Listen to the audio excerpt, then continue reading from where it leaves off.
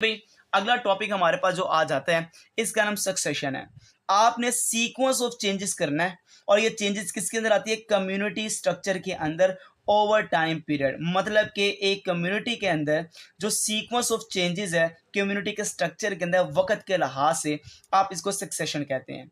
Pioneer से start होना और क्लाइमैक्स कम्युनिटी तक जाना है। मतलब यहां से एक कम्युनिटी के अंदर चेंज कर करके क्लाइमैक्स कम्युनिटी का बन जाना दे आर कॉल्ड सक्सेशन है। जहां पे लाइफ नहीं होती वहां से सबसे पहले जो जानदार आता है लाइफ को लेकर वो पायनियर है।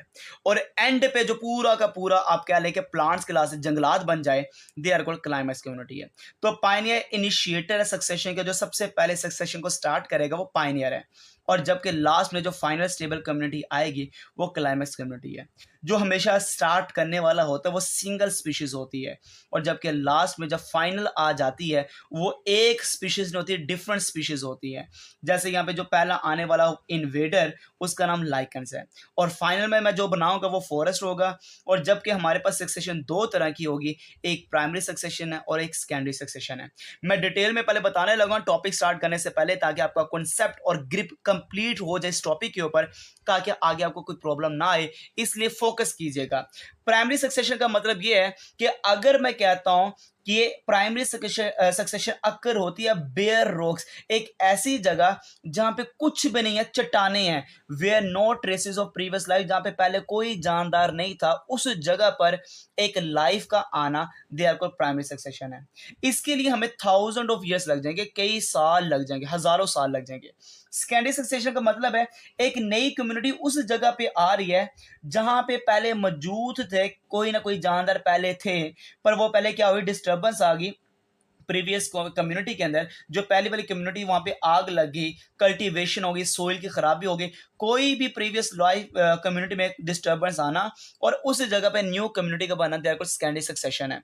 मतलब पहले लाइफ थी, दोबारा वहां पे वो जो आप कह लें कि कोई डिस्टर्बेंस आई, वो सारे जानदार खत्म हो गए, उस जगह पे दोबारा सक्सेशन का होना देखो सेकेंडरी सक्सेशन है। इसके लिए हमें शॉर्ट पीरियड चाहिए सेकेंडरी सक्सेशन के लिए। देखो सक्सेशन कौन सी हमारे पास प्राइमरी, हमारी किताब के पास एक होती है डीरोसीर, एक होती है हाइड्रोसीर, एक होती है जीरोसीर। डीरोसीर का मतलब सोइल के ऊपर प्राइमरी सक्सेशन का होना देखो डीरोसीर है। अगर प्राइमरी सक्सेशन वाटर में हो रहा है देयर कोल्ड हाइड्रोसीर है, और अगर प्राइमरी सक्सेशन ड्राई एरिया में आ रहा है देयर कोल्ड जीरोसीर है। तो तीन तरह के हमारे पास प्राइमरी सक्सेशन है, जो इंशाल्लाह डिटेल में जाके मैंने आगे आपको एलैबोरेट करनी है। देखो बेटा, ऐसे प्लांट्स जो ड्राई एरिया में रहते हैं देयर कोल्ड जीरोफाइट है। ये पानी को स्टोरेज या पानी की शॉर्टेज ऑफ वाटर को फेस करते हैं, और इतने ये एबल होते हैं कि पानी को स्टोर भी कर लेते हैं अपने तने के अंदर, पेरेन्काइमा टिश्यूज के अंदर। आप इसको इकट्ठा नाम देते हैं देयर कोल्ड सक्यूलेंट ऑर्गन है।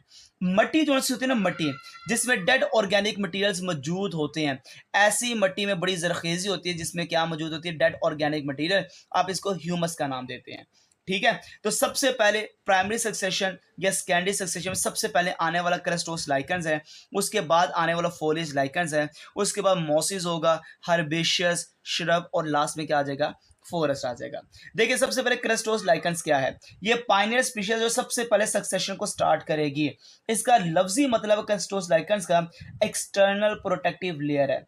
जो क्रस्ट लाइकन्स है, याद रखना, ये मेक करते क्रस्ट और सबस्ट्रेटम जहां भी ग्रो करती है, ये एक पूरी लेयर बना देती है, एक क्रस्ट बना देती है, एक फ्रेश बना देती है, क्योंकि ग्रो करती है एज लाइक मैट, जैसे कलीन है, कलीन की तरह ग्रो करती है, जिसका नाम क्या, क्रस्टोस लाइकन्स है।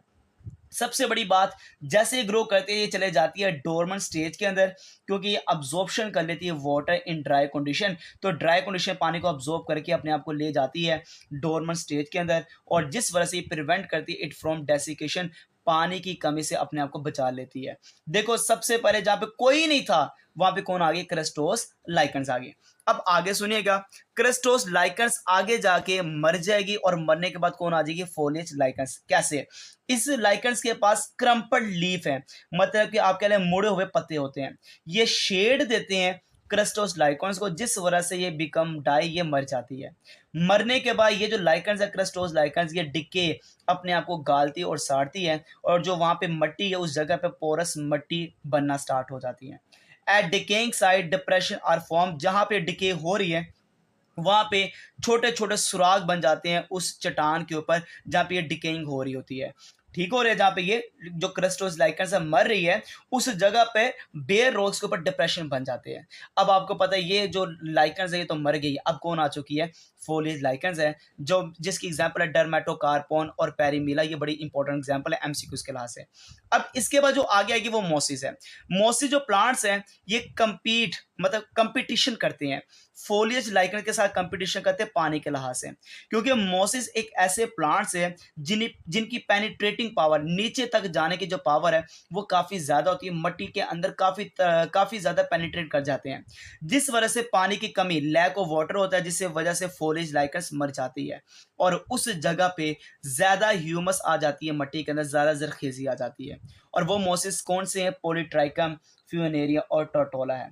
इनके बाद आते हैं हर्बेशियस प्लांट। ये नॉन वुडी प्लांट होते हैं, हरे हरे छोटे छोटे प्लांट्स होते हैं जिनको आप जड़ी बूटियां कहते हैं। The seedling herbaceous plant establish, इनके जो बीज हैं उस जगह पे स्टैब्लिश होते हैं, वहां पे ग्रो करना स्टार्ट करते हैं जहाँ पे मौजूद होती है पोरस सॉइल, जहाँ पे पोरस सॉइल हो, मॉइस्चर हो मट्टी के अंदर और मोर पेनिट्रेटिंग एरिया ऑफ सॉइल के अंदर। तो पीछे जितने प्लांट्स मर रहे हैं, जितनी लाइकन्स मरी हैं, मरने के बाद वहाँ पे मट्टी भी आ चुकी है, जो मॉइस्चर है उस मट्टी में पेनिट्रेटिंग एरिया भी आ चुकी है और उस मट्टी के अंदर पोरस वो मट्टी है। ठीक है, अब ये आ सकता है, तो ये प्रोवाइड करेगा शेड, ये साया देगा मोसिस को, तो मोसिस भी क्या हो जाएगी? मर जाएंगी। इनके मरने के बाद हर्बेशियस आ गया। अब आखिरकार आगे झाड़ियों ने आना है। झाड़ियां होती श्रब्स, ये वुडी प्लांट्स होते हैं, ये मोर डेवलप होते हैं हर्बेशियस प्लांट से, ये रोक देते हैं ग्रोथ को हर्बेशियस प्लांट के।